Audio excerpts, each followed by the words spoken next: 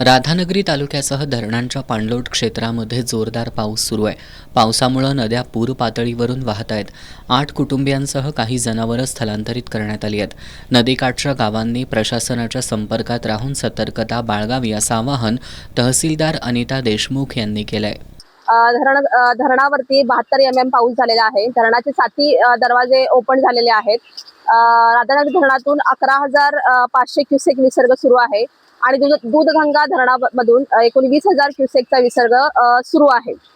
मी राधानगरी तालुक्यातील सर्व नागरिकांना आवाहन करते प्रशासनाच्या वतीनं की जर काही घर पडझड झाली किंवा काही प्रसंग ओढवला तर तत्काळ ग्रामस्तरीय यंत्रणेशी संपर्क साधायचा आहे. ग्रामस्तरीय यंत्रणा आमची प्रत्येक लेवलवरती तयार आहे. तलाठी, ग्रामसेवक, कृषी सहाय्यक असे लोकांना आम्ही सूचना दिलेल्या आहेत. प्रत्येक गावामध्ये निवारा गृह जी आहेत ते आयडेंटिफाय करून ठेवलेली आहेत. मागच्या वेळच्या पुरामध्ये जिथे जिथे पूर आला आणि नागरिकांनी स्थलांतर केलेलं होतं त्या नागरिकांनी सर्वांनी अलर्ट राहायचं आहे, अलर्ट मोडवर राहायचं आहे आणि तत्काळ असं काही प्रसंग आढळल्यास तत्काळ ग्रामस्तरीय यंत्रणेशी संपर्क साधायचा आहे. पूरस्थितीच्या पार्श्वभूमीवर प्रशासन अलर्ट असून लोकांना सतर्क राहण्याच्या सूचना करण्यात आल्यात.